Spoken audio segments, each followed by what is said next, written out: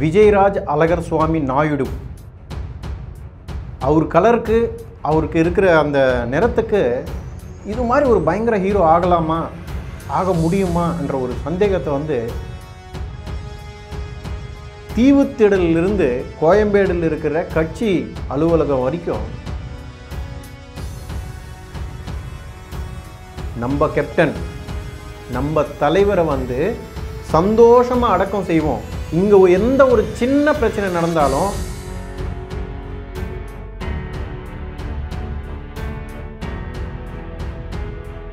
யார் இந்த வடிவேலு ஏன் வரல அந்த ஆளு ஏன் அப்படின்னா பிரச்சனை பண்ணாரு?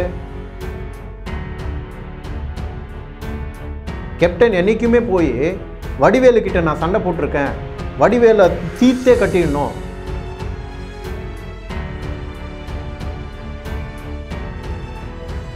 ஒரு மனுஷனா மதிக்க தெரியாது. இதுக்கு எதுக்கு மனுஷ பிறவி? இதுலயும் நீ பிறந்தது மதுரையில், நீயும் மதுரைக்கார் தான், கேப்டன் அவர்களும் மதுரைக்கார் தான். எங்கேயா போச்சு உன் மதுரை குணம்? ஒரு காலத்தில் உங்கள் படத்தில் வந்து நான் கொடை பிடிச்சிட்டு தான் நடிச்சிட்டு இருந்தேன். இப்போ வந்து நான் ரொம்ப பெரிய நடிகன் ஆயிட்டேன், அதனால வர முடியாமல் போச்சு. ஆனாலும் வடிவேலுக்கு இந்த ஆணவம் தகாதுங்க. தளபதி விஜய் அவர்கள் அவருக்கும் விஜயகாந்த் ரசிகர்களுக்கும் நிறைய பஞ்சாயத்து ஓடிட்டு தான் இருக்கு.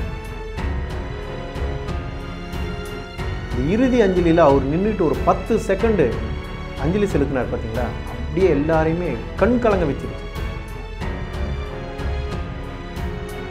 அவரை பார்க்கறதுக்கு வராத இவர் ஏன் இப்படி நின்றுட்டு இருக்காரு, எங்கே போச்சு அவருடைய மனிதாபிமானம்ன்ற மாதிரி தான் எல்லாருமே கேள்வி கேட்குறாங்க. நாங்களும் கேள்வி கேட்குறோம், எங்கே போச்சு உங்களுடைய மனிதாபிமானம்?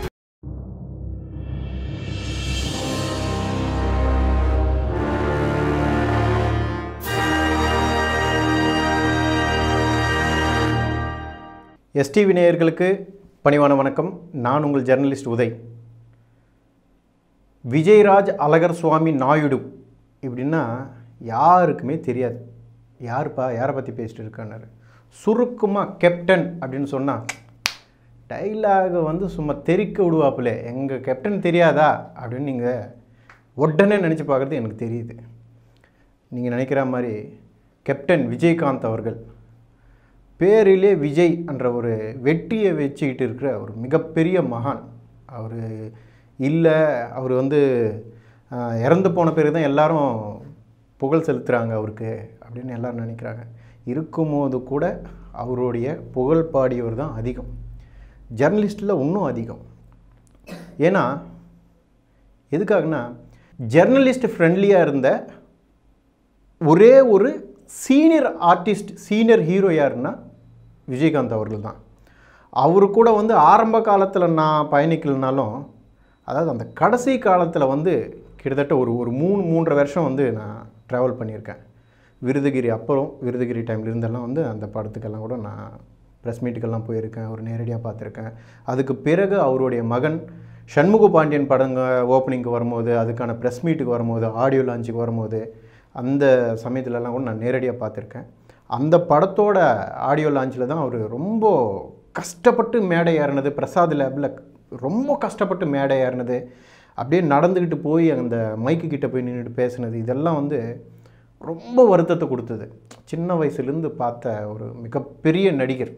எங்களுக்கு அந்த டைமில் எங்கள் வியந்து பார்த்த ஒரு ஹீரோ யாருன்னா விஜயகாந்த் அவர்கள். அவர் கலருக்கு அவருக்கு இருக்கிற அந்த நிறத்துக்கு இது மாதிரி ஒரு பயங்கர ஹீரோ ஆகலாமா ஆக முடியுமா என்ற ஒரு சந்தேகத்தை வந்து இல்லவே இல்லை. பயங்கர ஹீரோன்னா ஹீரோ மிஞ்சின மெட்டீரியலாக மாறலாம் அப்படின்னு நிரூபித்து காட்டிய மிகப்பெரிய நடிகர் விஜயகாந்த் அவர்கள். அவருடைய மறைவு பொதுவாக எல்லாரும் என்ன சொல்லுவாங்க, ஒருத்தர் இறந்துட்டா இல்லைப்பா அவருடைய மறைவு வந்து யாருமே ஈடு செய்ய முடியாது அப்படின்னு தான் சொல்லுவாங்க. இவருடைய மறைவையும் வந்து ஈடு செய்ய முடியாது அப்படின்னு ஒரு சின்ன வார்த்தையை சொல்லி கடந்து போக முடியாது, வாய்ப்பே இல்லை. அவருடைய பிளேஸை ரீப்ளேஸ் பண்ணுறதுக்கு இன்னொரு விஜயகாந்த் பிறந்தால் தான் உண்டே தவிர வேறு ஆர்டிஸ்ட் விஜயகாந்த் மாதிரிலாம் ஆகவே முடியாது, வாய்ப்பே கிடையாது. எதில் ஆவ அவர் மாதிரி ஒரு சேவை செய்கிற குணத்தில் மாறுவீங்களா? அவர் மாதிரி ஒரு மாசாக நடிக்கிறதுல மாறுவீங்களா? அட் ஏ டைம் ஒரு கிளாஸ் ஆடியன்ஸையும் மாஸ் ஆடியன்ஸையும் 2 பேரும் தியேட்டர் கொண்டு வர மாதிரி மாறுவீங்களா? வாய்ப்பே இல்லையே. சீமான் அவர்கள் சொல்கிற மாதிரி வாய்ப்பு இல்லை ராஜா. கேப்டன் மாதிரி இன்னொரு நடிகர் வர்றதுக்கு வாய்ப்பே கிடையாது. எல்லாரும் பேசுகிறது கேப்டன் அவருடைய சேவை பற்றி தான். சினிமா இண்டஸ்ட்ரியில் அவர் கடந்து வந்த பாதையெல்லாம் வந்து பார்த்திங்கன்னா ரொம்ப ஆச்சரியமாக இருக்கும். இப்போ 2K கிட்ஸ் எல்லாம் பார்த்து எப்படியாப்பட்ட ஒரு ஹீரோயா இவர் ஏன் நம்ம எல்லாமே புகழ் பாடாமல் விட்டுட்டோமே அப்படின்னு தான் எல்லாருமே நினைக்கிறாங்க. இது மாதிரி ஒரு ஹீரோ 80s இருந்திருந்தாரா, இவரை பற்றி ஏன் ரொம்ப வெளிச்சத்துக்கு கொண்டு வரலன்னு எல்லாருமே இப்போது 2K கிட்ஸ் பேச ஆரம்பிச்சிருக்காங்க. அந்த அளவுக்கு வந்து அவர் செஞ்சுருக்கிற ஒவ்வொரு சேவையும் இன்றைக்கி வந்து பேசப்படுது, பாராட்டப்படுது. அதனால தாங்க தீவுத்திடலிருந்து கோயம்பேடில் இருக்கிற கட்சி அலுவலகம் வரைக்கும் கூட்டம்னா கூட்டம், அந்த அளவுக்கு ஒரு கூட்டம். சமீப காலமாக எந்த ஒரு நடிகர் இறப்புக்கும் வராத அந்த அளவுக்கு ஒரு கூட்டம், கட்டுக்க அடங்காத ஒரு கூட்டம் வந்து நேரடியாக பார்த்தோம். நம்ம எங்கிருந்து வந்தாங்க, எப்படி, ஒன்றுமே யாருக்குமே புரியல. எல்லாருமே ஆச்சரியப்படுறதா இருக்குது. ஒரு தமிழ் மீடியா மட்டுமே கிடையாது, தெலுங்கு மீடியாவும் நேஷ்னல் மீடியாவும் எல்லாருமே வியந்து பார்க்குறாங்க. என்ன இது இவ்வளோ கூட்டம் வந்திருக்கு, நான் மனுஷன் எவ்வளோ பேர் சம்பாதிச்சிருக்கான். அவர் சம்பாதிச்சு வச்சிருக்கிற மிகப்பெரிய சொத்து அதுதான். எங்கே பார்த்தாலும் கூட்டம். அவங்கள கண்ட்ரோல் பண்ணுறது ஒரு கட்டத்தில் போலீஸ் அவர்களாலேயே முடியல. ஒரு கட்டத்தில் அதுக்கு பிறகு என்ன சொல்கிறாங்கன்னா, போய் பிரேமலதா விஜயகாந்த் அவர்கிட்ட போய், மேடம் நீங்கள் அனௌன்ஸ் பண்ணுங்கள், உங்கள் கூட்டத்துக்கு நீங்கள் ஒரு வார்த்தை சொன்னீங்கன்னா கொஞ்சம் கண்ட்ரோலுக்கு வருவாங்கன்னு சொன்ன பேருக்கு இவங்களும் மைக் எடுத்துக்கிட்டு பேசுகிறாங்க. அதுக்கப்புறமா அந்த கூட்டம் வந்து கொஞ்சம் கண்ட்ரோலில் வருது.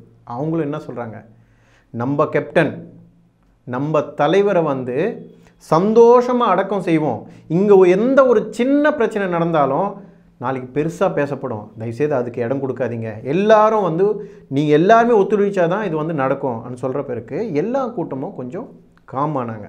அந்த அளவுக்கு வெறி கொண்டு விஜயகாந்தை இந்த கடைசி நிமிடம் அவர் மூஞ்சி ஒரு முறை பார்த்துட்டு போக முடியாதா அப்படின்னு ஓடி ஓடி வந்தவங்க தான் எங்கெங்கிருந்தோ ஓடி வந்திருக்காங்க. உற்றார் உறவினர், சொந்தம் பந்தம், நண்பர்கள், சினிமா பிரபலங்கள், அரசியல் பிரபலங்கள், எந்த கட்சி வேறுபாடு பாகுபாடு இல்லாமல் எல்லா எதிர்கட்சி அவங்களும் வந்திருக்காங்க. எல்லாருமே பார்க்குறாங்க. ஒரு முக்கியமான ஒரு மனுஷன் வரல, அவரை பற்றி இன்றைக்கி எல்லாருமே பேசுகிறாங்க. எங்கெங்கிருந்தோ ஃபோன் பண்ணி, யார் இந்த வடிவேலு ஏன் வரல, அந்தாலே ஏன் அப்படின்னா பிரச்சனை பண்ணார் அப்படின்னு வெளி மாநிலத்தில் இருக்கவங்களாம் ஃபோன் பண்ணி கேட்டிருக்காங்க. ஜெர்னலிஸ்ட் நிறையா பேர், என்ன பிரச்சனை வடிவேலுக்கு, ஏன்னா ஒரு காமெடி ஆர்டிஸ்ட் தானே, எவ்வளோ பெரிய ஹீரோ, நாங்களாம் வந்து ரொம்ப ஆச்சரியமாக பார்த்துட்டு இருக்கோம், என்ன அவர் கதைன்றாரு. ஒன்றுமே இல்லை. ஒரு கார் பார்க்கிங் பஞ்சாயத்து, அதாவது சமீப காலத்தில் ஒரு படம் வந்தது பாருங்கள், பார்க்கிங்னு ஒரு படம், MS பாஸ்கரும் நடிச்சிருந்த அந்த படத்தில். அந்த படத்தில் இருக்கிற கதை தான் அது. ஒரு சின்ன ஈகோ, அந்த ஈகோ கூட கேப்டனுக்கு இல்லையே. கேப்டன் என்றைக்குமே போய் வடிவேலுக்கிட்ட நான் சண்டை போட்டிருக்கேன், வடிவேலை தீத்தே கட்டிடணும், வடிவேலை வந்து இந்த இண்டஸ்ட்ரி இல்லாமல் பண்ணிடணும் அப்படின்னு என்றைக்குமே நினைக்கலையே. அவர் அதிமுகவோட கூட்டணி வச்சுக்கிட்டு ஜெயித்த பிறகு கூட எப்பயுமே இந்த காழ்ப்புணர்ச்சியோட வடிவேலை மேலே காமிக்கவே இல்லை. வடிவேலை ஒழிச்சு கட்டணுன்ற ஒரு மனப்பான்மைக்கே வரல. அதுக்கப்புறம் கூட சமீப காலத்தில் ஒரு இன்டர்வியூவில் பிரேமலதா அவர்களும் சொல்கிறாங்க, ஏன் வடிவேல் நடிக்கிறதுக்கு வரல, அவர் புது படங்கள் எதுவுமே பார்க்க முடியல, என்ன பண்ணுறாரு அவருன்னு இவங்க மனைவி கிட்ட கேட்டிருக்காரு கேப்டன் அவர்கள். அந்த அளவுக்கு நல்ல குணம் வேறு யாருக்காவது கிடைக்குமா? அட்லீஸ்ட் இந்த விஷயத்தாவது வடிவேல் இப்பயாவது யோசிச்சு பார்க்கணுமா இல்லையா? நீங்கள் மிகப்பெரிய நடிகர் தான், இல்லைன்னு சொல்லலை. உங்களுக்கு இங்கே ஆடியன்ஸ் இருக்காங்க, தெலுங்கில் ஆடியன்ஸ் இருக்காங்க, கன்னடாவில் ஆடியன்ஸில் இருக்காங்க, மலையாளத்தில் ஆடியன்ஸ் இருக்காங்க. என்ன பிரயோஜனம், என்ன பிரயோஜனம்? ஒரு மனுஷனாக மதிக்க தெரியாது, இதுக்கு எதுக்கு மனுஷ பிறவி? இதுலேயும் நீ பிறந்தது மதுரையில், சொந்தம் பந்தம் முறை தாய்மாமா சேதனம் எக்கச்சக்கமாக இது மாதிரி விஷயத்துக்கெல்லாம் வந்து இம்பார்ட்டன்ஸ் கொடுக்குற ஒரே ஒரு பகுதி மக்கள் யாருன்னா மதுரை மக்கள். மதுரையில் ஒரு தாய்மாமா கொடுக்குற சீதனத்தை நாடே பார்க்குது. என்ன அழகாக செய்கிறாங்களே. மக்கள்னா மனுஷன்னா சொந்தம்னா பந்தம்னா மதுரைக்காரன் தாயா அப்படின்ற மாதிரி. நீயும் மதுரைக்கார் தான், கேப்டன் அவர்களும் மதுரைக்கார் தான். எங்கேயா போச்சு உன் மதுரை குணம்? சிரிக்க வைக்கிறது மட்டுமே கிடையாது, நீயும் சிந்திக்க வேண்டிய அவசியம் இருக்குது. சரிங்க, ஒருவேளை இந்த கூட்டத்தில் வந்தால் எங்கே நம்ம மேலே வந்து அடி விழுமோ என்ற ஒரு பயம் கூட இருந்திருக்கலாம் உங்களுக்கு. சரி, அங்கிருந்தே ஒரு சின்ன அறிக்கை ஒன்று விட்டுருக்கலாமே, ஐயா இது மாதிரி நடந்துருச்சு, ரொம்ப மன வருத்தத்தோடு இருந்தேன், ஒரு காலத்தில் உங்கள் படத்தில் வந்து நான் கொடை பிடிச்சிட்டு தான் நடிச்சிட்டு இருந்தேன், இப்போ வந்து நான் ரொம்ப பெரிய நடிகன் ஆகிட்டேன், அதனால் வர முடியாமல் போச்சு, இந்த கதையெல்லாம் சொல்லியாச்சும் ஒரு சின்ன அறிக்கை கொடுத்துருந்தா அவருடைய ரசிகர்களுக்கும் பொதுமக்களுக்கும் எவ்வளோ காமாக இருந்திருக்கும், எவ்வளோ சந்தோஷமாக இருந்திருக்கும். சின்ன விஷயத்தையா நீங்கள் இவ்வளோ மிஸ் பண்ணியிருக்கீங்க? எல்லாருக்குமே கோவம் வருது சார் உங்கள் மேலே, எல்லாருக்குமே கோவம் வருது. ஒவ்வொரு பெண்மணியும் வீட்டில் கேட்குறாங்க, ஆனாலும் வடிவேலுக்கு இந்த ஆணவம் தகாதுங்க என்ற மாதிரி கேட்குறாங்க. கொஞ்சம் யோசித்து பார்த்துருக்கலாமே. இதில் ஒன்றும் போகிறது இல்லையே, எல்லாரும் ஒரு நாள் குழிக்குள்ளே போக வேண்டியது தான். இதை விஜயகாந்த் அவர்களும் என்ன சொல்கிறாங்க, என்னையா காசு காசு பணம் பணம்னு. இறந்து போனப்போ கூட அருணாக்கு ஒரு அர்த்தம் போட்டு தான் என் குழியில் போடுறானுங்க. இதுக்கு போய் சிம்பிளான விஷயம் அவரு சொன்னதே நிறையா இருக்குது. நீங்கள் உங்கள் படத்திலேயே காமெடியாக வந்து எவ்வளோ பெரிய விஷயங்கள்லாம் சொல்லியிருக்கிறீங்க, பாட்டாக கூட பாடி எல்லாமே சொல்லியிருக்கீங்க. ஆனால் உங்களுக்கு எதுக்கு எட்டாமல் போயிடுச்சுன்றது தான் எனக்கு புரியவே மாட்டேங்குது. இப்போயும் ஒன்றும் கெட்டுப்போன விஷயம் ஒன்றும் கிடையாது. இதுக்கு பிறகும் நீங்கள் ஒரு சின்ன அறிக்கை கொடுத்தீங்கன்னா அது வந்து மிகப்பெரிய உங்களோட மிகப்பெரிய மனசை தான் பிரதிபலிக்குமே தவிர நீங்கள் ஏதோ தப்பு பண்ணிட்டீங்க அவர் ஏதோ தப்பு பண்ணிட்டாருன்ற மாதிரி இருக்கவே இருக்காது. இதை வந்து நீங்கள் சஜஷனெல்லாம் ஏற்றுக்க தேவையில்லை. பொதுமக்களோட உணர்வு அதை தான் வெளிப்படுத்துகிறாங்கன்ற மாதிரி ஏற்றுக்கலாம். அதை நீங்கள் தயவுசெய்து புரிஞ்சுக்குங்க. இதெல்லாம் ஓகே. இன்னொரு முக்கியமான விஷயம், தளபதி விஜய் அவர்கள், அவருக்கும் விஜயகாந்த் ரசிகர்களுக்கும் நிறைய பஞ்சாயத்து ஓடிட்டு தான் இருக்குது. அது மாதிரியான விஜயை கேப்டன் இறந்த பிறகு ரொம்ப வருத்தத்தோட இறுதி அஞ்சலி செலுத்துறதுக்கு அவரே வந்திருக்கார். ஒரு போலீஸ் ப்ரொடெக்ஷன் கூட இல்லாமல் வந்திருக்கார். மனுஷனை அப்படியே இந்த செக்கில் போட்ட கரும்பு மாதிரி பிச்சு வெளியே எடுத்துட்டாங்க. அது மாதிரி வந்து அந்த இறுதி அஞ்சலியில் அவர் நின்றுட்டு ஒரு 10 செகண்டு அஞ்சலி செலுத்தினார் பார்த்தீங்களா, அப்படியே எல்லாரையுமே கண் கலங்க வச்சிருச்சு. அதுதாங்க பாண்டிங். ஏன்னா ஆரம்ப காலத்தில் வந்து அவருடைய படத்தில் எல்லார படத்துலையுமே இவர் சின்ன சின்ன வேஷங்களெல்லாம் நடிச்சிருக்காரு. செந்தூர பாண்டியன் தம்பியாக நடிச்சிருக்காரு. அதுக்கு முன்னாடி படங்களெல்லாம் வந்து குழந்தை நட்சத்திரமாக நடிச்சிருக்காரு. இதெல்லாம் வந்து ஒரு முறை விஜய்க்கும் ஒரு வாட்டி அப்படியே வந்து தட்டிட்டு போகும் இல்லை? ஏன் உங்களுக்கு வரலையா? சின்ன கவுண்டர் படத்தில் நீங்கள் கொடை பிடிச்சிட்டு அவர் பின்னாடி சுற்றிட்டு இருந்தவங்க தானே சார். எல்லாமே யோசித்து பார்க்கணும் இல்லையா? இது ஒரு நாளில் முடிஞ்சு போகுது, ஒரே இது விஷயத்தில் முடிஞ்சு போகுதுன்றதெல்லாம் கிடையாது இல்லையா? அது மாதிரியான விஜய் அவர்களே வந்து இறுதி அஞ்சலி செலுத்திட்டு போகிறாரு. அப்போ நம்ம யோசிச்சு பார்க்கணுமா இல்லையா? விஜய் இப்போ வந்து இருக்கிற இடம் எந்த லெவலில் இருக்கார்? அவர் கண் அசைச்சா அரசியல் மாற்றங்கள் வரக்கூடிய இடத்துல அவர் இருக்கார். நம்ம எந்த இடத்துல இருக்கோன்னு நீங்களும் யோசித்து பார்த்து சும்மா அப்படி வந்து ஒரு அறிக்கையாவது விட்டுருந்தா எவ்வளோ சந்தோஷப்பட்டிருப்பாங்க தெரியுங்களா? இது எல்லாமே யோசித்து பார்த்துருந்தா நீங்கள் வந்து மற்றவங்க பேசுகிறதுக்கு இடமே கொடுக்காமல் இருந்திருக்கலாம். இப்போ நீங்கள் வந்து எல்லாருக்குமே பேசும் பொருளாக மாறிட்டீங்க.